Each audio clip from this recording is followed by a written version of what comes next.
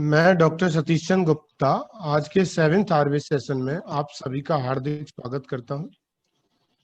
इससे पहले के आरवी सेशन में हमने त्रिदोष एवं पंचमहाभूत सिद्धांत, आयुर्वेदिक क्लॉक, स्वर्ण प्राशन संस्कार, प्रकृति एवं प्रकृति के अनुसार आहार विहार एवं आमवात रूमेटॉइड आर्थराइटिस के बारे में विस्तृत रूप से चर्चा किया। आज के इस आरवी सेशन के वक्ता डॉक्टर आर.एन. गर्ग हैं। Doctor R N. Garg ex assistant professor and CMO SDAC and Dabur Dhanvantari college Chandigarh में भी अपनी सेवाएं दे चुके हैं। वर्तमान में 10 वर्षों से चौधरी ब्रह्म प्रकाश आयुर्वेद चरक संस्थान Najafgarh government of NGT Delhi में पंचकर्म विशेषज्ञ के रूप में अपनी सेवाएं दे रहे हैं। वर्तमान में लगातार 6 महीने से डॉक्टर आर.एन. गर्ग कोविड मरीजों को भी अपनी सेवाएं संस्थान में लगातार दे रहे हैं। वर्तमान में भागदौड़ भरी जिंदगी में गलत जीवन शैली एवं व्यायाम एवं योग न करने के कारण अनेक जॉइंट्स डिसऑर्डर से ग्रसित हो रहे हैं। आज के इस आयुर्वेद सेशन में संधिवात ऑस्टियोआर्थराइटिस पर डॉक्टर आर.एन. गर्ग अपना एक्सपीरियंस हमारे बीच शेयर करेंगे। इससे पहले वाले आयुर्वेद सेशन में डॉक्टर गर्ग ने गठिया बाय रूमेटॉइड आर्थराइटिस के बारे में हम सभी को अपने ज्ञान से लाभान्वित किया। Without wasting much time, I would like to request our esteemed Ayurveda speaker, Dr. R.N. Garg, to share your valuable knowledge for us. Over to Dr. R.N. Garg. नमस्ते। पिछले सेशन में रूमेटॉइड आर्थराइटिस के बारे में हमने काफी विस्तृत चर्चा की थी। उससे रिलेटेड कोई किसी के पास क्वेश्चन हो, सेशन के लास्ट में मेरे से बात कर सकता है, पूछ सकता है। अभी हम बात करेंगे ऑस्टियोआर्थराइटिस। आज हमारा टॉपिक है ऑस्टियोआर्थराइटिस। तो आज का सेशन है वो ऑस्टियोआर्थराइटिस या संधिवात के ऊपर है। ऑर्थो का मतलब होता है संधि, जॉइंट, और आर्थराइटिस का मतलब होता है उसमें सूजन, किसी भी कारण से या किसी भी तरह से उसमें विकृति का आ जाना। यस आ रही है बॉस। आवाज आ रही है? आ रही है गर्ग। ठीक।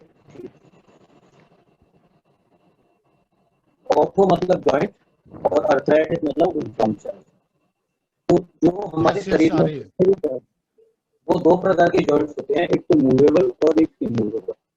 मूवेबल जॉइंट्स हैं वो जैसे स्कल की बोन में कई सारे जॉइंट्स होते हैं, वो मूवेबल, हम अपनी इच्छा से उन्हें हिला नहीं सकते।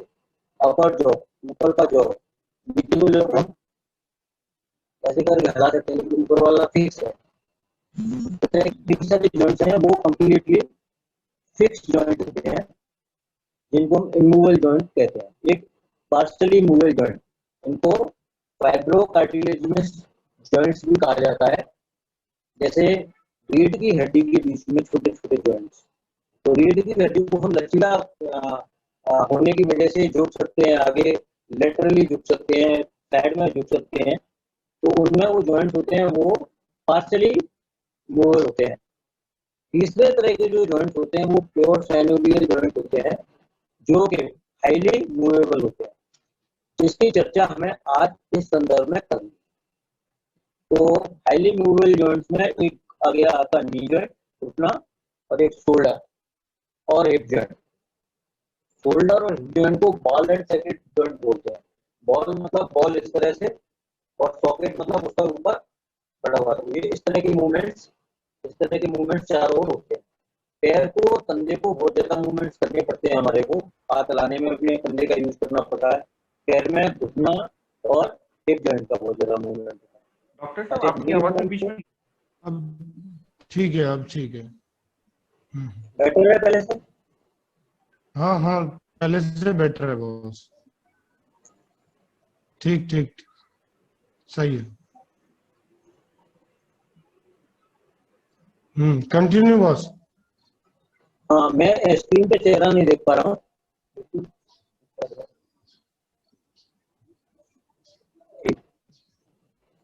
हाँ जी, तो संधिवात को समझने के लिए सबसे पहले हमें संधि समझनी पड़ेगी।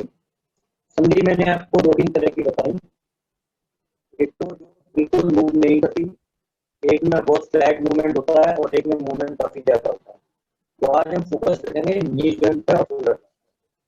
तो किसी भी जॉइंट को बनने के लिए दो बॉन्ड चाहिए, एटलीस्ट दो, कम से कम दो बॉन्ड चाहिए, एक जॉइंट कैप्सूल चाहिए, बॉन्ड को बॉन्ड से जोड़ने के लिए एक लिगामेंट चाहिए। लिगामेंट बोलते हैं जो बॉन्ड से बॉन्ड को जोड़ता है धागा। एक थ्रेड लाइक स्ट्रक्चर होता है, इसको लिगामेंट बोलते हैं। और टेंडन चाहिए, लिगामेंट एंड टेंडन, दो बॉन्ड और जॉइंट है। तो इसकी एनाटॉमी थोड़ा सा हम पढ़ लेते हैं पहले कि एनाटॉमी में जॉइंट्स की एनाटॉमी होती क्या है। तो जैसे हम बात करते हैं नी जॉइंट की, तो ऊपर एक फीमर नाम की बोन होती है, इसको थाई बोन बोलते हैं। थाई बोन होती है, एक पटेला होता है, कटोरी टाइप की एक छोटी बोन होती है, और नीचे टीबिया एंड फिबुला दो लॉन्ग बोन होती है। इन चारों जॉइंट बोन को जॉइंट मिला करके और कई सारे मेनिस्कस लिगामेंट्स, क्रूशिएट लिगामेंट्स वगैरह मिला के एक जॉइंट कंपार्टमेंट का निर्माण होता है। उस जॉइंट कंपार्टमेंट की बात हम आगे करेंगे। तो ऑस्टियोआर्थराइटिस जॉइंट हो गया। जॉइंट में आइटिस जहाँ लग जाता है, इसका मतलब सूजन। तो जॉइंट में सूजन कैसे हो रही है? ये कई तरह की जॉइंट में सूजन पाई जाती है। एक सेप्टिक अर्थराइटिस, सेप्टिक अर्थराइटिस का मतलब होता है किसी भी इंफेक्शन, किसी भी सेप्टिक इन्फेक्शन के कारण जो अर्थराइटिस होता है उसे सेप्टिक अर्थराइटिस बोलते हैं। तो सोरियाटिक अर्थराइटिस, सोरायसिस के बाद कॉम्प्लिकेशन के रूप में जो अर्थराइटिस होता है उसको सोरियाटिक अर्थराइटिस बोलते हैं। इन्फेक्टिव अर्थराइटिस किसी भी तरह की वायरल बैक्टीरियल इन्फेक्शन के कारण, फंगल इन्फेक्शन के कारण जो भी अर्थराइटिस होती है उनको इन्फेक्टिव अर्थराइटिस बोलते हैं। रूमेटॉइड अर्थराइटिस, जिसके बारे में पिछली बार बहुत डिटेल से चर्चा की थी, इसमें रूमेटिक फैक्टर इन्वॉल्व होता है, तो रूमेटॉइड अर्थराइटिस बोलते हैं। एक अर्थराइटिस जिसको हम आजकल क्या मतलब हमेशा इग्नोर करके कहते हैं, ट्यूबरकुलर अर्थराइटिस। ट्यूबरकुलर अर्थराइटिस का मतलब होता है ऐसा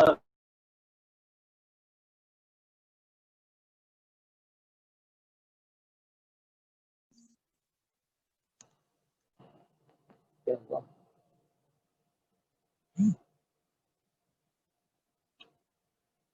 जिनमें इन्फेक्शन का कारण टीबी है।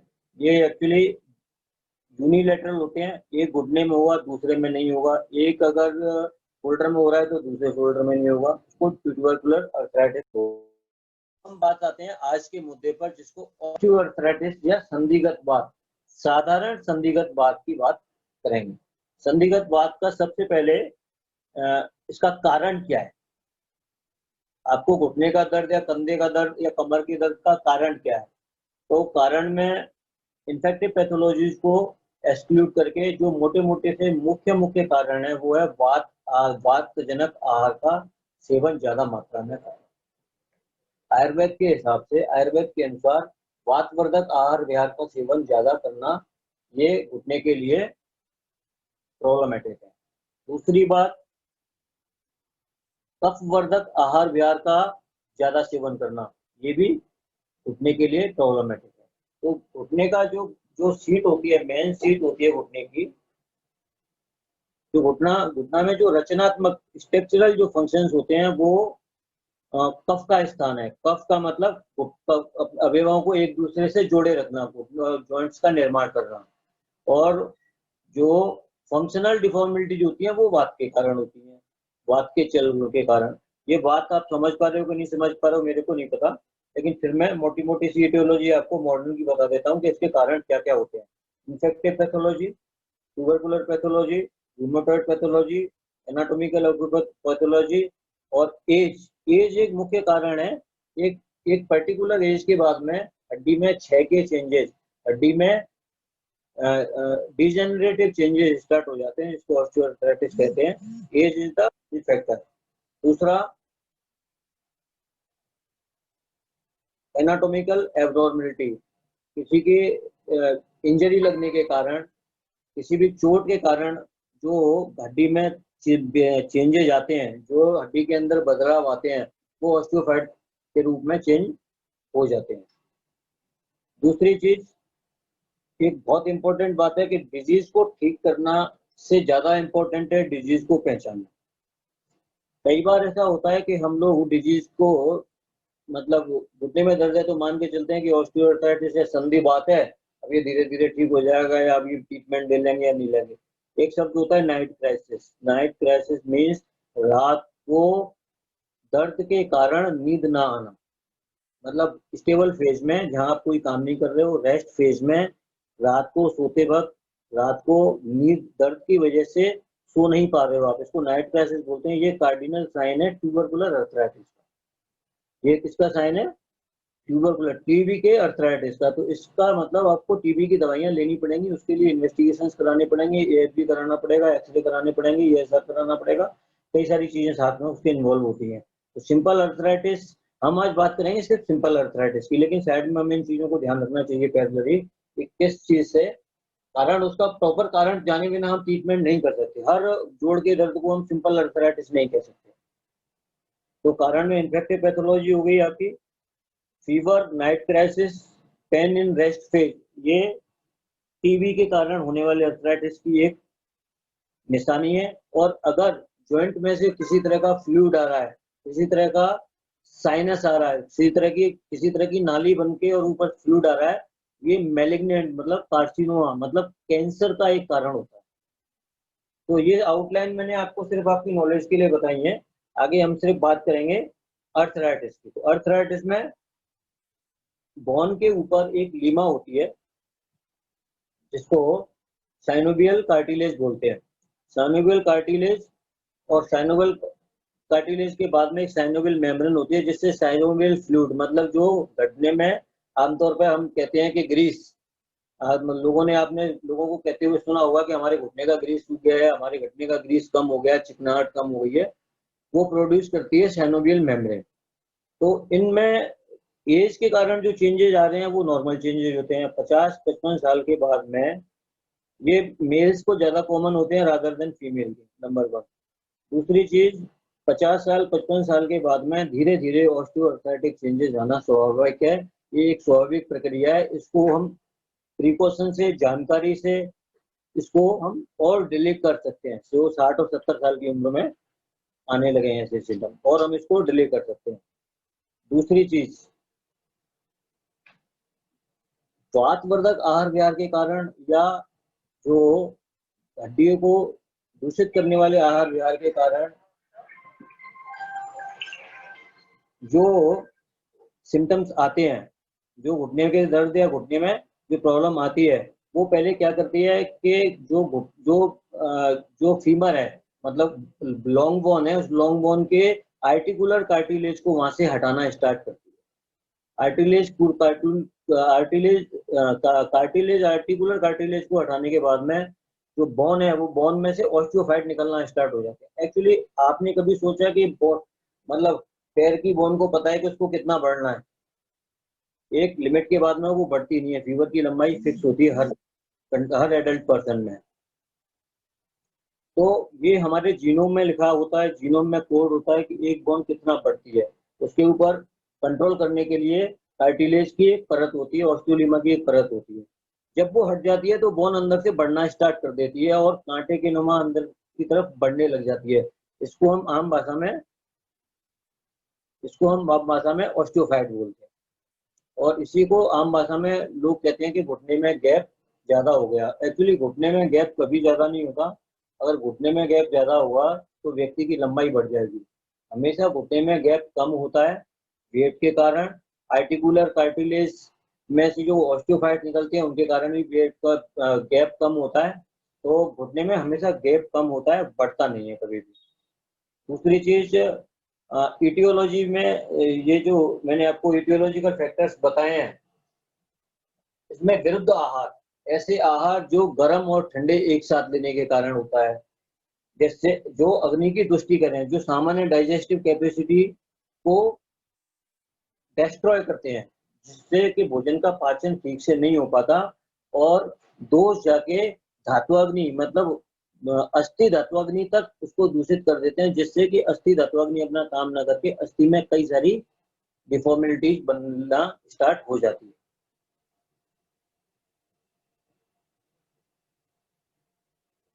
दूसरा ट्रॉमेटिक, एक तो ये हो गया आहार एक लंबे समय तक बहुत ज्यादा खड़े रहना, लंबे समय तक दौड़ना, इस तरह की ऑक्यूपेशन है जहाँ पेशेंट्स को पूरे दिन खड़ा रहना पड़ता है या पूरे दिन ऑफिस में खड़ा होकर काम करना पड़ता है, इंस्टीट्यूट में खड़ा होकर पढ़ाना पड़ता है, तो उनमें लॉन्ग टाइम का एक ही जॉइंट का अगर लॉन्ग टाइम यूज करेंगे तो वो घिसने लग जाएगा। तीसरी चीज ओवरवेट। ओवरवेट मतलब शरीर का जितना भी जो वजन होता है वो वजन घुटना लेता है, इसीलिए इसको वेट बियरिंग जॉइंट भी बोलते हैं। तो वेट को कंट्रोल करना एक बहुत मोस्ट इंपॉर्टेंट चीज है। वेट को कम हमें हमेशा करना पड़ेगा। वेट जब भी जरूरत से ज्यादा हुआ घुटनों पर लोड पड़ेगा और घुटनों पर रेगुलर लोड पड़ने की वजह से ऑस्टियोआर्थराइटिस घुटने का स्टार्ट हो सकता है। दूसरी उपधातु दृष्टि।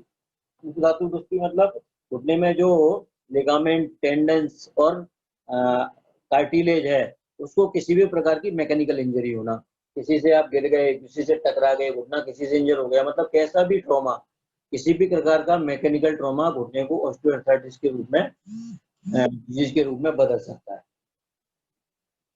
इटियोलॉजी के रूप में फिर आता है सिम्टोमेटोलॉजी, कि कैसे पता चले कि ये घुटने में क्या प्रॉब्लम है, किस तरह की प्रॉब्लम है। तो सबसे पहले एक एक्सरे में ऑस्टियोफाइटिक चेंजेस आ जाते हैं तो मोटा मोटा पता चल जाता है कि घुटने में क्षयात्मक या डिजेनरेटिव चेंजेस स्टार्ट हो चुके हैं। दूसरी इंपॉर्टेंट चीज, एक्सरे के अलावा फिजिकली घुटने को प्रॉपरली इंस्पेक्ट करना, घुटने में किसी तरह की स्वेलिंग तो नहीं है, छूकर देखना, पैल्पिटेशन, घुटने में किसी भी तरह की गर्म तो नहीं हो रही घुटने की स्किन, अगर गर्म हो रही है, छूने पर उसको दर्द हो रहा है, टेंडरनेस बहुत ज्यादा है, इसका मतलब इंफ्लेमेटरी पैथोलॉजी, मतलब जो संक्रमण की जो पैथोलॉजी है वो अंदर है। सिंपल अर्थराइटिस में कभी भी छूने पर दर्द नहीं होता, सिंपल अर्थराइटिस में कभी भी छूने पर वो गर्म महसूस नहीं होती, सिंपल अर्थराइटिस में रेस्ट फेज में दर्द नहीं होता। जब आप रेस्ट फेज से उठ के चलने लगते हैं तो कई बार दर्द होता है, और जब आप 10-15 मिनट चल लेते हैं तो दर्द रिमूव हो जाता है। कई बार ज्यादा चलने के कारण दर्द होता है और आप रेस्ट फेज में घुटने को रेस्ट दे देते हैं तो वो दर्द रिमूव हो जाता है। तो उपधातु दृष्टि मतलब टेंडन में किसी भी तरह का टेंडनाइटिस है, लिगामेंट में कोई इसी तरह की इंजरी है, ये सब चीजें हैं। तो पेशेंट अगर पहले आता है तो सबसे पहले घुटने को देखना, घुटने को प्रॉपरली देखना, इंस्पेक्शन करना। अगर आपको लग रहा है उसमें कि अगर उसमें कोई इन्फेक्टिव पैथोलॉजी है, मतलब संक्रमण की कोई चांसेस हैं, तो पहले उसका ESR, uric acid and CRP, ALSO टाइटर, कई सारे जो टेस्ट हैं, ब्लड के टेस्ट होते हैं, उनसे हमें पता लगा सकते हैं कि इसमें घुटने में किस तरह का इन्फेक्शन है। दूसरी चीज, उससे पूछना कि दर्द का नेचर कैसा है, पेन का नेचर कैसा है, दिन में ज्यादा होता है, रात को ज्यादा होता है, सुबह उठने के बाद में स्टिफनेस ज्यादा होती है या रात को स्टिफनेस ज्यादा होती है। पेन अगर रात को भी हो रहा है तो मैंने पहले बताया था आपको अभी अभी कि पेन अगर रात को ज्यादा होता है और पेन की वजह से आप सो नहीं पाते हो तो आप तुरंत अलर्ट हो जाइए कि कहीं आपको ट्यूबरकुलोसिस तो नहीं है घुटने का, या किसी भी जॉइंट का TB तो नहीं है। दूसरी चीज, वाताजार विहार करने के कारण अस्थि धातु का क्षय, डिजेनरेटिव चेंजेस, जो कि ऑस्टियोफाइट जिसमें डेवलपमेंट हो जाते हैं, और ऑस्टियोफाइट के उसमें एक्सरे फिल्म में बहुत अच्छे से देखते हैं और इसको हम आसानी से पहचान सकते हैं। एक क्वेश्चन होता है फियर ऑफ फॉल। कई बार पेशेंट को लगता है कि वो खड़े जल्दी जल्दी चलने में कहीं गिर तो नहीं जाएगा आगे। आप लोग सभी सुन रहे हैं, हो सकता है किसी को ऐसा हो, इसको फियर ऑफ फॉल सिम्टम बोलते हैं। फियर ऑफ फॉल मतलब गिरने का भय। पेशेंट लगता गिरता नहीं है, लेकिन उसका पैर, उसको ऐसा लगता है कि मैं जल्दी जल्दी चलूंगा तो कहीं मैं गिर ना पड़ूं। तो फियर ऑफ फॉल का कार्डिनल साइन, ये कार्डिनल साइन है मेनिस्कस लिगामेंट टियर का और क्रूसिएट लिगामेंट टियर का। अंदर जो घुटने के अंदर जो धागे होते हैं, जो बोन को बोन से जोड़ते हैं, उनमें तिरकन, उनमें टूटने का, उनके इनमें इंजरी होने का ये साइन होता है। ये ग्रेड 1, 2, 3 एंड 4 में डिवाइड होता है। ग्रेड 3 तक हम आराम से आयुर्वेद में कवर कर सकते हैं। ग्रेड 4 में कंप्लीट टियर हो जाता है। कंप्लीट टियर को अंदर से एक माइक्रो सर्जरी, स्कोपिक सर्जरी होती है, उसके द्वारा उसको लिगामेंट को या टेंडन को रिपेयर किया। इटियोलॉजी के बाद में नॉकिंग साउंड, घुटने से किसी प्रकार की आवाज तो नहीं आ रही, चलते वक्त या घुटना मोड़ते वक्त कोई साउंड तो नहीं आ रही, वो ऑस्टियोफाइट डेवलपमेंट के कारण होती है, उसमें एक्सरे की जरूरत नहीं है, उससे पता चल जाता है। नॉकिंग साउंड अगर पॉजिटिव है तो ऑस्टियोआर्थराइटिस के चांसेस बहुत ज्यादा है, सिमेट्रिकल या एसिमेट्रिकल, एक घुटने में हो रहा है या दोनों घुटनों में हो रहा है, एक कंधे में हो रहा है या दोनों घुटने में हो रहा है, इस पे भी बहुत सारी चीजें डिपेंड करती हैं। एक रेंज ऑफ मोशन का कम हो जाना, घुटने की जितनी भी मोशन है, घुटने हाथ का जितना भी ये मैंने हाथ को आपको दिखाने की कोशिश कर रहा हूँ, ये पूरा मोशन, ये हाथ का बिल्कुल पीछे जाना, ये हाथ का बिल्कुल ऐसे पीछे जाना, ये कंधे का रेंज ऑफ मोशन है। ये मोशन पूरा है कि नहीं है, इसमें कहीं कमी तो नहीं आई है। तो अगर इसमें रेंज ऑफ मोशन में अगर कमी आई है तो जरूर कुछ ना कुछ पैथोलॉजी है। और इसका एक सबसे बड़ा उदाहरण मैं आपको बता दूं कि अगर वास्तव में नी कंपार्टमेंट में प्रॉब्लम है और वो प्रॉब्लम थोड़ी टिपिकल है, तो नी से ऊपर जो थाई मसल है वो थाई मसल वास्ट होना स्टार्ट हो जाती है। थाई मसल वास्ट का मतलब थाई मसल कमजोर होना स्टार्ट हो जाती है, पतला पैर पतला पड़ने लग जाता है, थाई पतली हो जाती है। आप दोनों कंपैरिजन, दोनों थाइयों को कंपैरिजन करके देखेंगे तो आपको जो इफेक्टेड साइड है वो थाइज आपकी टांग सूखी हुई सी मिलेगी या फिर वो टांग पतली पड़ती हुई सी नजर मिलेगी। कई बार ऐसा होता है कि लोगों को सतीश जी घर में फुर्सत बहुत होती है और वो डॉक्टर के पास आ जाते हैं कि सिर्फ घुटनों में दर्द है। तो एक बहुत बड़ा क्राइटेरिया है चेक करने का, उसकी अगर थाई मसल में वास्टिंग है तो हम मान लेंगे ये ट्रू कंपार्टमेंट डिजीज है और take it seriously that now. अगर थाई मसल वॉश नहीं हुई है तो मानेंगे या तो पेशेंट बहुत ज्यादा बढ़ चढ़कर बता रहा है या घर से किसी काम से बचना चाह रहा है या कोई और उद्देश्य लेके आया है, मतलब उसको कोई ट्रू नी कंपार्टमेंट डिजीज नहीं है। तो ऑस्टियोआर्थराइटिस जैसी यस कुछ सर। छोटी समस्या हो सकती है। अच्छा, इन्फेक्टिव होगा अर्थराइटिस, अगर इन्फेक्टिव होगा तो उसमें ईएसआर बहुत बढ़ा हुआ होगा, सीआरपी भी बहुत बढ़ा हुआ होगा और वहां पे ऐसा लगेगा आपको कि इस घुटने में बहुत ज्यादा सूजन है और वो स्वेलिंग के साथ साथ कोई मवाद तो नहीं भरी हुई। हम उसमें साइनोवियल फ्लूइड को कई बार बाहर निकाल के चेक कराते हैं तो बहुत सारी चीजें पैथोलॉजी निकल के आती है घुटने की। अब ये सिम्टोमेटोलॉजी के बाद में अब बात करते हैं हम ट्रीटमेंट की।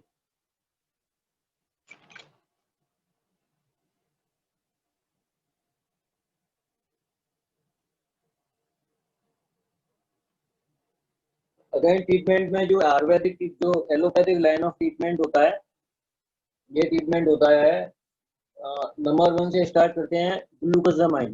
ग्लूकोसामाइन एक कार्टिलोजीनस, कार्टिलेज को पुनः बनाने वाला एजेंट है और इसको डायसरीन के साथ में भी देते हैं।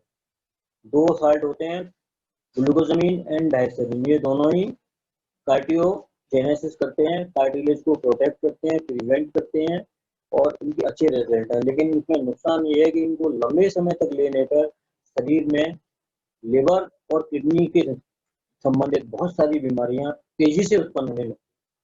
ये कोई परमानेंट सॉल्यूशन नहीं है उसका। तीसरी चीज वो कैल्शियम और विटामिन D3 ये देते हैं। उसके बाद में काम नहीं चलता, 2 साल 3 साल निकल जाती है, 4 साल 5 साल निकल जाती है और जॉइंट में फिर भी दर्द होता है, हल्की सी स्वेलिंग है, तो वो डिपोमेट्रोल की इंट्रा आर्टिकुलर इंजेक्शन काम में लेते हैं, जो कहते हैं कि घुटने में डायरेक्ट इंजेक्शन देना पड़ेगा जिससे ग्रीस बढ़ जाए। आमतौर पर ये भाषा डॉक्टर्स हम लोग इस्तेमाल करते हैं। तो वो भी 6 महीने तक रिलीफ देता है, 6 महीने बाद में स्थिति पहले से भी ज्यादा बिगड़ कर बाहर आती है। तो वो भी कोई परमानेंट ट्रीटमेंट नहीं है। तो ऐसे 3-4 इंजेक्शन देने की बात करते हैं, 3-4 इंजेक्शन में 2 साल निकल जाती है 6-6 महीने बाद देने। उसके बाद में पेशेंट को देखते हुए डॉक्टर उसकी ट्रांसप्लांट की सर्जरी की बात उसके दिमाग में डालने लगते हैं हम लोग कि अब तो सर्जरी एक उपाय है, टोटल नी रिप्लेसमेंट कराना पड़ेगा आपको और इतना खर्चा आएगा और वो नी रिप्लेसमेंट कर देते हैं। अच्छा, हम चीजों से इनसे कैसे बच सकते हैं?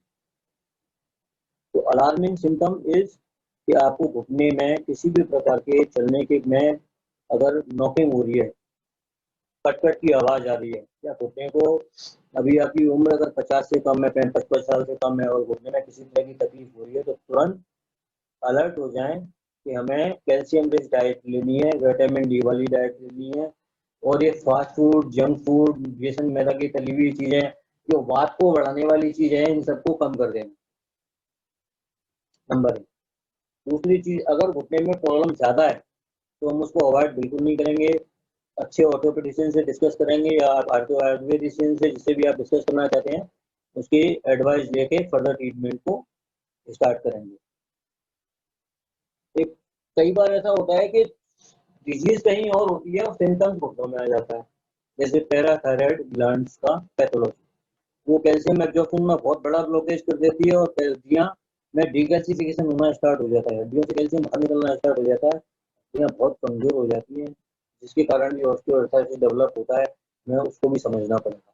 कहने का मतलब हमें कारण ढूंढने की जरूरत है। पहली बात तो कहीं ऐसी बीमारी तो नहीं जिसको हम सोच के नहीं चल रहे हो, जो कि 1-8% होती है, जैसे कि cancer, sarcoma, tubercular arthritis, infective arthritis. इस तरह की चीजों को रूल आउट करना होगा। अगर ये चीज रूल आउट हो जाती है, फिर हमें एक सामान्य ऑर्थोपेडिशियन के पास इलाज के लिए ले सकते हैं। आयुर्वेदिक मैनेजमेंट में 2 मेडिसिन मुझे बहुत अच्छी लगती हैं। नंबर 1 आप लिखना चाहे तो लिख सकते हैं, बॉसवेलिया सराटा सलाकी। दूसरा बॉसवेलिया सराटा सलाकी। दूसरा वाइटेक्स निर्गुंडो, इसका नाम है निर्गुंडी। हमारे द्रव्यगुण के आचार्य यहाँ बैठे हुए हैं, वो अच्छे से समझ पा रहे होंगे चीजों को। ये दोनों चीजें, दोनों ही एक्सट्रैक्ट, ये दोनों ही प्लांट से निकले हुए होते हैं, प्योर हर्बल होते हैं, आयुर्वेदिक होते हैं, और इनको लंबे समय तक लेने पर किसी भी किस्म की कोई भी साइड इफेक्ट सामने नहीं आता। और ये रादर देन जो एलोपैथिक मेडिसिन हम डाइसरीन या ग्लूकोसामिन लेते हैं, उससे फास्ट रिकवरी देते हैं, उससे फास्ट रिकवरी देते हैं, और लंबे समय तक लेने पे कोई भी इनका नुकसान नहीं होता। और उससे फास्ट जो कार्टिलेज जो छिल गई है, कार्टिलेज जो घिस गई है, उस कार्टिलेज को बनाने का काम करते हैं। एक्चुअली जो लुब्रिकेंट कम हो जाता है, साइनोवियल फ्लूइड बोलते हैं उसको, तो साइनोवियल फ्लूइड कम हो जाने की वजह से जो जॉइंट में घर्षण होता है, जिस तरह से अगर यहाँ पे कोई लुब्रिकेशन है और ये मशीन इस तरह से चल रही है, तो वो आराम से चलती रहेगी। अगर लुब्रिकेंट हट गया तो ये घिसके चलेगी, घिसके चलेगी तो दोनों, इस हड्डी का ये वाला हाफ पार्ट और हड्डी का ये वाला पार्ट दोनों घिसेंगे। इससे हड्डियों का डिजेनरेशन स्टार्ट हो जाएगा। किसी को आमतौर पर हम किसी भी जॉइंट में अगर ऐसा हो रहा है, तो उस जॉइंट का ऑस्टियोआर्थराइटिस हो। अर्थराइटिस का मतलब ये नहीं है, संधिवात का मतलब ये नहीं है कि ये सिर्फ घुटने में है। जिस जॉइंट में भी इस तरह की पैथोलॉजी होती है, वो उस तरह के पैथोलॉजी उस जॉइंट का अर्थराइटिस को बताती है।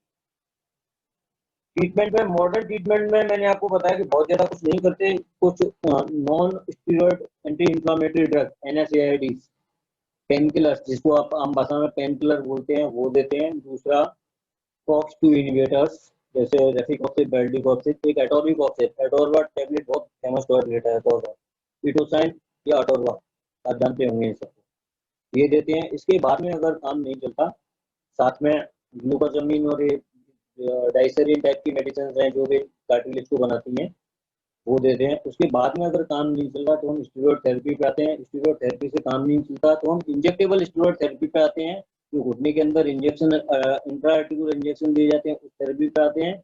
उसे 2-3-4 साल निकल जाने के बाद में डॉक्टर पहले से ही बता चुका होता है, मतलब हम पहले से ही बचा चुके होते हैं कि देखिए इसका लास्ट में इलाज तो ऑपरेशन ही है। तो 5-7 साल पेशेंट को अच्छे से साप्ताहिक फीस से लेके हम लोग उसको 7 साल तक इंतजार कराते हैं कि उसके घुटने के ऑपरेशन के 7 साल और बचे हैं, 5 साल और बचे हैं, 10 साल में। उसके बाद में वो भी माइंड मेकअप कर लेता है कि डॉक्टर साहब ने 9-10 साल आराम से इलाज कर लिया, अब तो इसका इलाज, स्थायी इलाज वो सर्जरी है। सर्जरी एक स्थायी इलाज नहीं है। टर्मिनल एज में सर्जरी सक्सेसफुल है। अगर आपको लगता है कि आपकी उम्र 70 साल है, 75 साल है, आप सर्जरी की तरफ जाइए, नो प्रॉब्लम, क्योंकि सर्जरी 8-10 साल आराम से निकाल सकती है। अगर यंग एज में अगर आपको ऑस्टियोआर्थराइटिस है, 50 साल की उम्र में, 45 साल की उम्र में, 4 से 40 साल की उम्र में, तो ट्रांसप्लांट का कोई भी मायना नहीं है, क्योंकि 5 साल बाद फिर वही कंडीशन आने वाली है, 10 साल बाद फिर वही कंडीशन आने वाली है, और अपनी लाइफ को कम से कम 70-80 साल जीना है। तो टर्मिनल एज पॉइंट पे सर्जरी बेस्ट है।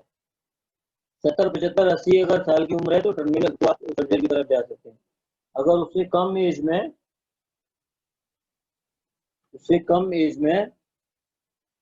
इस तरह की प्रॉब्लम्स आ रही है, तो मेडिसिनल ट्रीटमेंट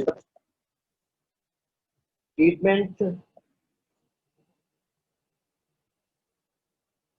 ट्रीटमेंट में आयुर्वेद में जो मैंने ओरल मेडिसिन बताई वो, दूसरी चीज रूल आउट करना कि किस तरह की पर्टिकुलर किस तरह की प्रॉब्लम है। तीसरी चीज एक एनडीटी होता है, no drug therapy. No drug therapy में क्या करना होता है, रेंज ऑफ मोशन एक्सरसाइजेज होती हैं, जिस तरह का जिस तरह का लिगामेंट टियर है उसी से रिलेटेड हम एक्सरसाइज बताते हैं, उसी से रिलेटेड फिजियोथेरेपी बताते हैं, उसी से रिलेटेड घुटने की रेंज को बढ़ाने और घटाने का प्रयास करते हैं।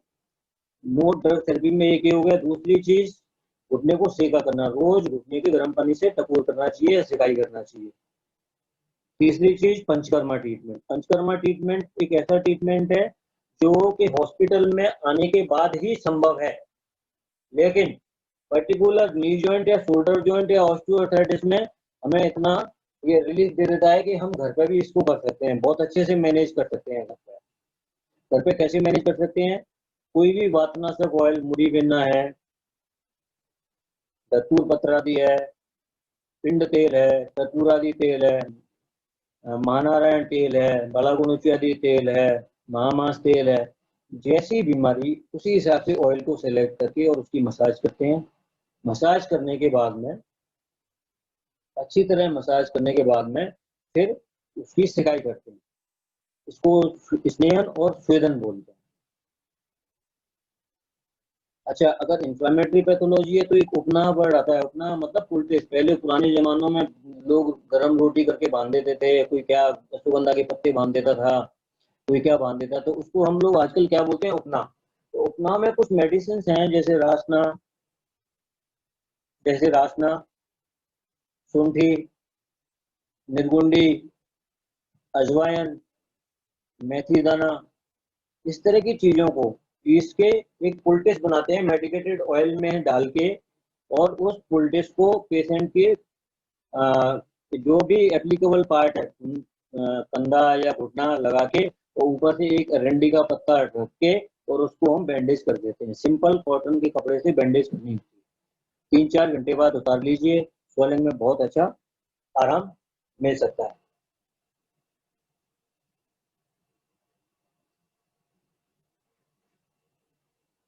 और ट्रीटमेंट में जो हम आयुर्वेदिक ट्रीटमेंट कर सकते हैं उसमें तेल धारा, घुटने के लिए तेल की धारा करना। एक करते हैं पिचू। पिचू मतलब ऑयल को कपड़े रुमाल को 4 फोल्ड करिए, गरम ऑयल में डिप करिए, गरम ऑयल में डिप करने के बाद में और आप घुटने अफेक्टेड पार्ट पर रख दीजिए, वो वहां पे अपना काम करता रहेगा। 5 मिनट में वो ठंडा होने लगेगा। 5 मिनट में ठंडा होने लगेगा तो उसको फिर से गर्म तेल में डाल के फिर से रख दीजिए। ऐसा हमें तकरीबन आधा घंटा करना है, और आधा घंटा करने के बाद में 10-15 मिनट हल्के हाथ से मसाज करनी है, और हॉट वाटर बैग का फोमेंटेशन, हॉट वाटर बैग का स्वेदन फोमेंटेशन कर लेना चाहिए। स्वेदन के लिए बहुत सारी मेडिसिन मार्केट में आती है, कुकर में डाल के नाड़ी का स्वेद भी कर सकते हैं। दसमूल आता है मार्केट में, रासनादी काढ़ा आता है। इन काढ़ों के अलावा भी कई सारी मेडिसिन हैं जिससे कि हम स्नेहन और स्वेदन कर सकते हैं, तो इससे इंप्रूवमेंट के बहुत अच्छे चांसेस हैं। दूसरी चीज range of motion exercise, regular walking और रेगुलर डाइटरी और हैबिट्स अपनी करेक्ट करना। ये सारी चीजें मिला के हमें घुटने की या किसी भी जॉइंट कंपार्टमेंट की डिजीजेस को प्रिवेंट करने में बहुत मदद करते हैं।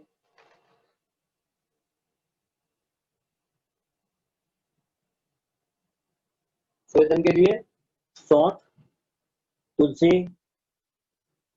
बला, बिल्वपत्र, दारू हरिद्रा, पुनर्नवा, एरंड पत्र, अर्क पत्र, आक के पत्ते, एरंडी के पत्ते, धतूरा पत्र, धतूरे के पत्ते, इन सबको कुकर में डाल के और बॉईल कर लीजिए, और कुकर की जो नॉब है, नॉब को हटा के उसमें एक पाइप फिट कर लीजिए उसी साइज का, और पाइप से जो स्टीम आती है वो स्टीम देना चाहिए अभ्यंग के बाद।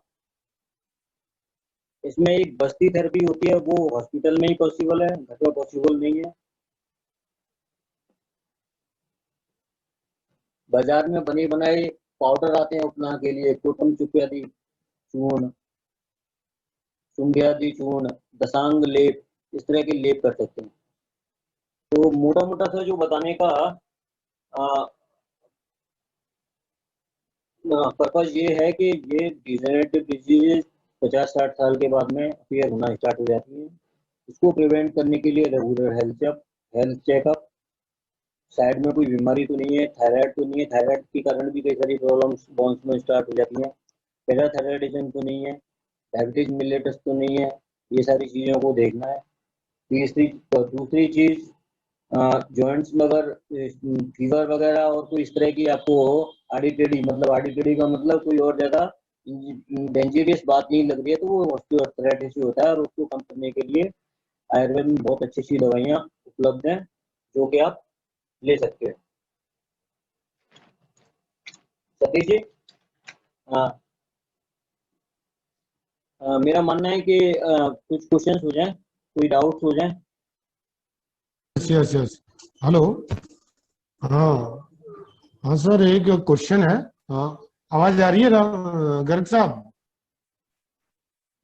हाँ सर, हेलो, हाँ बताइए। हाँ हाँ, एक क्वेश्चन है अजय हाँ, जी का कि घुटनों का चटकना भी क्या प्रॉब्लम हो सकती है? नी जॉइंट्स कई बार आवाज करते हैं कई लोगों के चलने पे, सीढ़ियाँ चढ़ने पर, या हाँ, घुटनों का चटकना प्रॉब्लम की स्टार्टिंग है, हो सकती है, नहीं है, ऑस्टियोफाइटिक चेंजेस आना स्टार्ट हो चुके हैं। इसके लिए हमें कार्टिलेज को मैनेज, कार्टिलेज को डीजनरेट करने वाली मेडिसिन का प्रयोग करना चाहिए और अभ्यंग और स्वेदन करना चाहिए। सबसे बढ़िया आने के लिए गाय के घी में 1 चम्मच, गाय के दूध में 1 चम्मच गाय का घी डाल के सुबह सुबह, 1 कप दूध में 1 चम्मच घी डाल के सुबह सुबह लेने से लुब्रिकेंट, जो घुटने का लुब्रिकेंट है ना, जो साइनेबल फ्लूइड है, वो मेंटेन। और इसके लिए लंबर नी एक्सटेंशन एक्सरसाइज ये भी बहुत जरूरी है, ये कर देना चाहिए। ठीक ठीक ठीक। एक सर ये था क्वेश्चन कि क्या डिजेनरेटिव चेंजेस को रोका जा सकता है?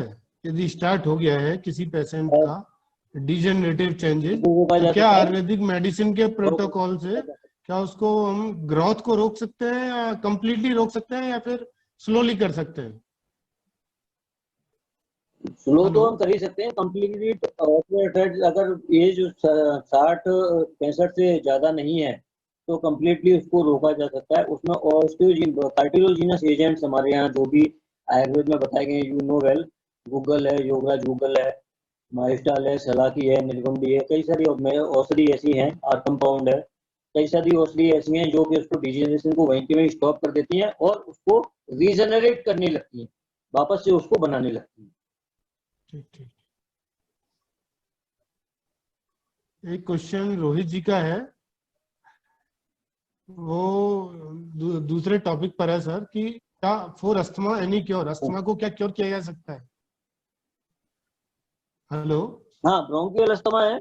गर्ग, हाँ, आवाज, उनका हाँ हाँ, बहुत रोहित जी को आवाज रोको क्वेश्चन है, उनको ब्रोंकियल अस्थमा को क्योर, हाँ हाँ, कहना हेलो, बहुत मुश्किल है, लेकिन लगभग 80-90% केसेस में ये क्योर हो जाता है, कोई प्रॉब्लम। अच्छा अच्छा, इनहेलर्स ओके वगैरह ओके, विड्रॉल कर लेते हैं हम लोग, इनहेलर को विड्रॉ करा देते हैं, और ये जो आप जो मेडिसिन ले रहे हैं, फिर ये डेरिफाइलिन और ये डेक्सोना वगैरह, ये सब बंद करा सकते हैं। काफी अच्छे रिजल्ट है आयुर्वेद में, आपको लग के 4-5-6 महीने लेने की जरूरत होती है। Right right right. और एनी क्वेश्चन फॉर ऑडियंस?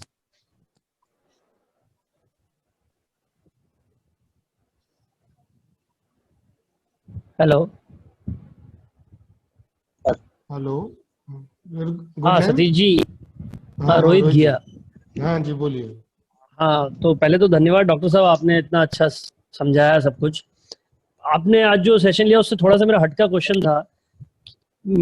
थोड़ा सा मेरे को जी। अस्थमा रहता है और मेरा काम थोड़ा बोलने का है, तो मेरे साथ चक्कर क्या चल रहा है कि मैं काफ़ी समय से सारी चीज़ें कर चुका हूँ, एलोपैथिक भी दवाइयाँ ले चुका हूँ, काफ़ी 7-8 साल हो गए हैं। अब चक्कर क्या रहता है कि ये धीरे धीरे मुझे थोड़ा सा जुकाम होता है, फिर गला पकड़ने लग जाता है। तो इसके लिए कोई ठोस इलाज बता सकते हैं आप? मतलब कुछ ऐसी चीजें जो मैं खाऊं तो मेरे को सही रहे, या बिकॉज अभी आप क्या क्या मेडिसिन ले रहे हैं? अभी तो मैं आयुर्वेदिक थोड़ी सी मेडिसिन पहले चालू करी थी मैंने। अभी तो मैं कोई भी मेडिसिन नहीं ले रहा हूँ, फ्रैंकली स्पीकिंग राइट नाउ। मैंने बहुत 5-7-7-8 साल दोनों कॉम्बिनेशन लिए, एलोपैथिक आयुर्वेदिक सब। तो आप अभी भी इनहेलर आप यूज इन्हेलर करते हैं? अब थोड़ा कम हो गया है, क्योंकि मैं काफी एक्सरसाइज करके मैंने ठीक कर लिया है, लेकिन मेरे गले का प्रॉब्लम रहता है, क्योंकि मेरे बोलने का काम है, तो उसकी वजह से थोड़ा सा अगर आप बता सकते हैं कि कुछ हो सकता है, खाना कुछ चीज़ें मैं ध्यान रखूं, नहीं खाऊं या खाऊं। कोल्ड वगैरह रहता है आपको? मौसम चेंज होते ही हो जाता है।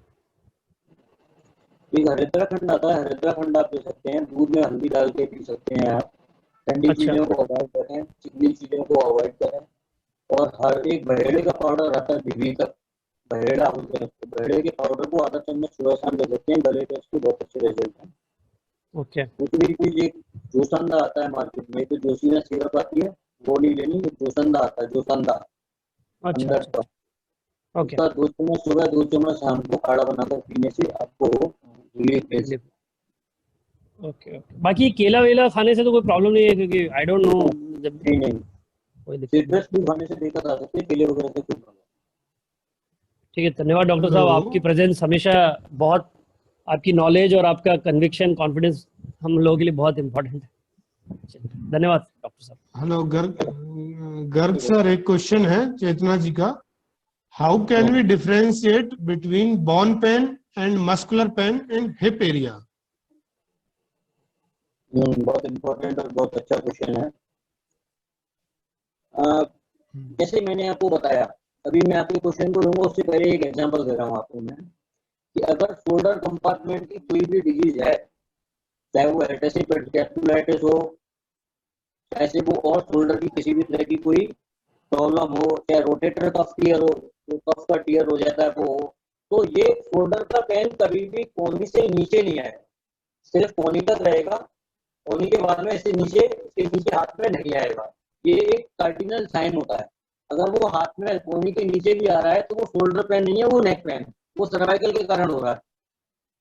अब इसी से रिलेटेड आपने क्वेश्चन पूछा कि हमें मसल्स पेन और बोन पेन में किस तरह से डिफरेंशिएशन करना चाहिए या क्या अंतर होता है। तो बोन पेन में मैडम, मसल और बोन दोनों ही एक दूसरे से चिपके हुए और जुड़े हुए स्ट्रक्चर है। मसल पेन अगर प्रॉपरली मसल पेन हो रहा है तो, अगर बोन का इन्वॉल्वमेंट नहीं है, तो आपको वो 10-5 दिन में एंटी इंफ्लेमेटरी ड्रग लेने से रिजॉल्व हो जाएगा।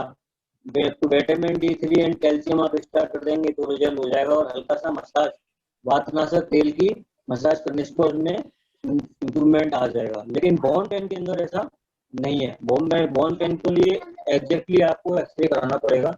एक्चुअली डिफरेंशियल डायग्नोसिस का तरीका ये है कि हम एक्सरे के ऊपर जाएं, एक जॉइंट का एक्सरे कराएं, अगर वहाँ कोई एवेस्कुलर नेक्रोसिस, एवीएन जैसी कोई चीज नहीं है, सैक्रोइलियाइटिस जैसी कोई चीज नहीं है, और लंबर लॉर्डोसिस जैसी कोई चीज नहीं है, तो हम बोल देते हैं कि यार ये मस्कुलर पेन है, ये पेन बोन का नहीं।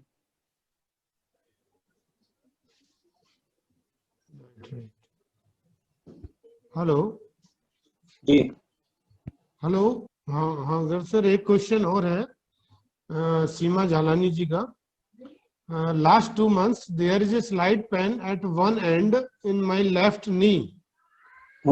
What can be the possible reason and what should I do for it possible? ये कह रहे हैं कि इनके जो लेफ्ट है उसके वन एंड में स्लाइटली पेन है। आपको कभी ऐसा लगता है कि आपको फियर ऑफ हेलो फॉल है, मतलब सीमा जालानी। लगता है कि आप चलेंगे तो गिर जाएंगे, इस तरह का कोई डर तो नहीं है? दूसरी चीज मैं बोलूंगा कीजिए। हाँ हाँ बोलिए। दूसरी चीज, जो दर्द है वो रात को ज्यादा होता है या सुबह ज्यादा होता है, नॉकिंग साउंड है कि नहीं है, तो इन सब चीजों को रूल आउट करने के लिए एक एक्सरे की जरूरत और कुछ ब्लड के इन्वेस्टिगेशन कराना जरूरी होता है। रैंडमली कहना बहुत मुश्किल है कि एग्जैक्टली क्या प्रॉब्लम है और क्या सॉल्यूशन हो सकता है। फोटो।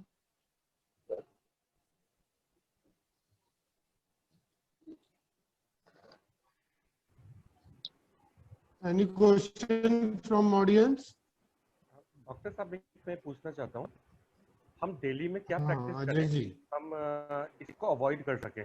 हाँ मैं काफ़ी लोगों को देखा जो स्पोर्ट्स खेलते हैं या काफ़ी योगा या और व्यायाम भी करते हैं, उसके बाद भी उनके नी में से पेन या हाथों के जॉइंट्स में पेन होता है। कोई चीज़ जो हम डेली अपनी लाइफ में ले सकते हैं? हाँ सतीश जी, मैं पहुंच नहीं पाया, आप मेरे को रिपीट करेंगे क्वेश्चन? हाँ हाँ हाँ, गर्ग सर ये पूछ रहे हैं कि हम डेली रूटीन में ऐसा कोई चीज का यूज कर सकते हैं जिसकी वजह से जो आजकल जो प्रॉब्लम हो रही है, जैसे स्पोर्ट्स इंजरी भी हो रही है या फिर योगा करने के बावजूद भी नी पेन हो रहा है, तो ऐसा कुछ हमने डेली रूटीन में ऐड कर सकते हैं कुछ चीजों को जिससे कि लहसुन इन आप ले प्रॉब्लम से सकते हैं, बचा जा सके। दो लहसुन की कली यस सर। रोज ले सकते हैं।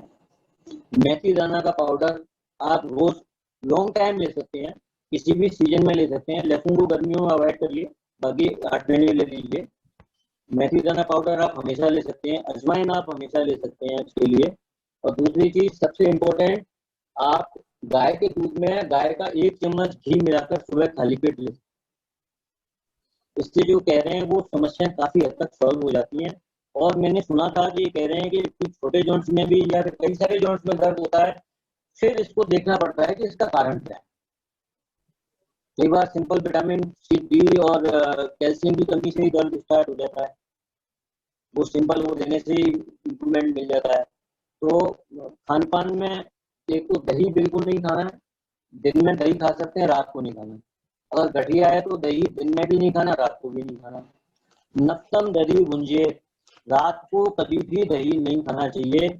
अगर इमरजेंसी में आपको खाना पड़ रहा है तो उसमें काली मिर्च डालिए, मूंग की दाल डालिए, मतलब मुगत यूज या काली मिर्च या त्रिकटू, सौंठ, मरीच, पीपल डाले बिना रात को दही बिल्कुल नहीं खाना होता है। इमली की खटाई, इमली की खटाई सर बिल्कुल बंद करनी है।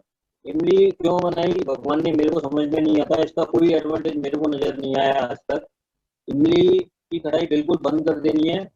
और कैरी, कच्चे आम का अचार, ये बिल्कुल नहीं खाना। 3 चीजें हमें बिल्कुल अवॉइड करनी है। कुछ लोग सोचते हैं कि नींबू नहीं खाना, नींबू खाना चाहिए, नींबू से इसमें कोई दिक्कत नहीं है, बल्कि उल्टा और ज्यादा अच्छा असर मिलता है, बिकॉज की नींबू विटामिन सी रिच होता है, आंवला विटामिन सी रिच होता है। तो बॉन पेन में हमें विटामिन सी की गोली मैंने देखी है, बहुत बड़े बड़े ऑर्थोपेडिशियन को देते हुए देखा है कि वो विटामिन सी की गोली अलग से चलाते हैं। तो बॉन पेन में कभी भी नींबू बंद नहीं करना, बल्कि ज्यादा खाना है। आंवला बंद नहीं करना, बल्कि ज्यादा खाना है। और मेथी आपको मैंने बताई, अजवाइन मैंने आपको बताई, और लहसुन की 2 कली सुबह खाली पेट। ये सारी चीजें करके हम बहुत ज्यादा प्रिकॉशन रख सकते हैं और ज्यादा अपनी ऑस्टियोआर्थराइटिस चेंजेस को डिले कर सकते हैं।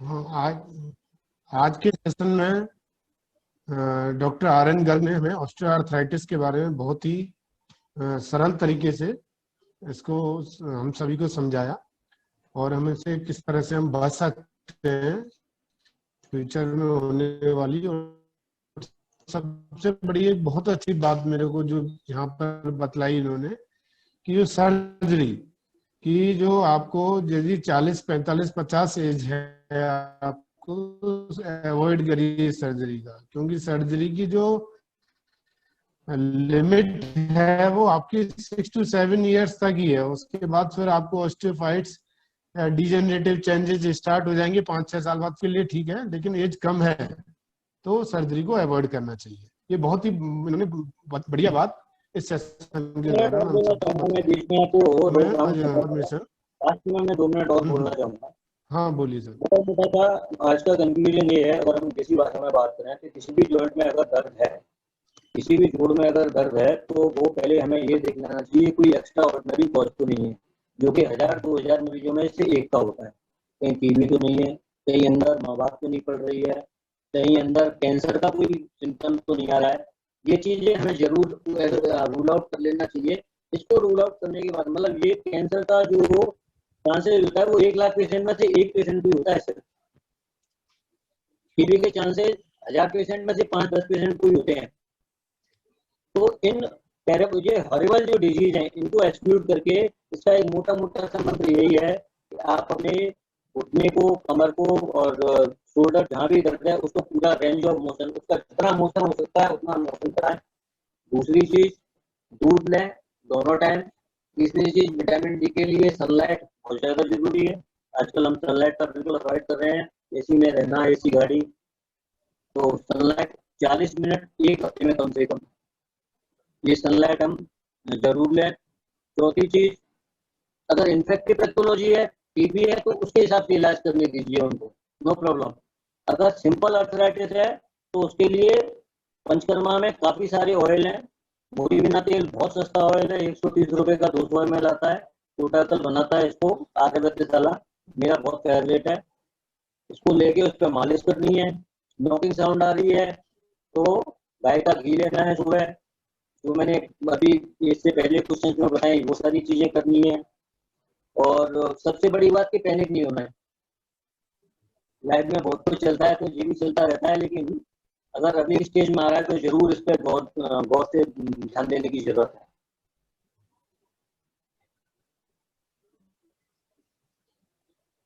जी सतीश जी। हेलो। हाँ गर्ग सर, आपके लिए एक थैंक यू मैसेज भी आया है अनिल गुप्ता जी का, उनका आपका हेल्प करने के लिए, कोविड से उनको बाहर निकालने के लिए, कोरोना से। हाँ अजय जी, तो राम गर्ग बॉस ने आज हमें बहुत ही इंफॉर्मेशन ऑस्टियोआर्थराइटिस के बारे में हमें बहुत कुछ अच्छा समझाया। फिर भी यदि किसी को कोई डाउट्स हो relevant to osteoarthritis and rheumatoid arthritis and any other diseases, तो मैंने चैट बॉक्स में गर्ग सर का नंबर डाल दिया है, मोबाइल नंबर, और या अजय जी से कांटेक्ट कर सकते हैं आप। तो यह दिल्ली में चौधरी ब्रह्म प्रकाश में है, तो आप यदि दिल्ली के हैं तो आप वहां भी इनसे मिल सकते हैं। ठीक है, थैंक्स सर। अर्चना जी भी कुछ क्वेश्चन पूछना चाहती हैं। अर्चना जी आप पूछ सकती हैं।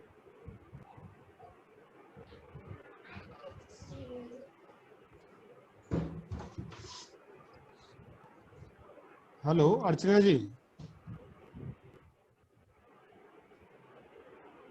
शायद उनके पास आवाज नहीं आ रही, कोई बात नहीं। ठीक। उनका क्वेश्चन आएगा तो मैं डॉक्टर गर्ग साहब तक भेज दूंगा। Yes yes yes yes yes. Thank you doctor Garg, बहुत ही अच्छी इन्फॉर्मेशन आपने हम लोग सबको दी। थैंक यू सतीश जी, आपने बहुत अच्छे से होस्ट किया सेशन को। मैं मानता हूँ कि हम सबको सब इसका फ़ायदा उठाएंगे। Thanks to both of you.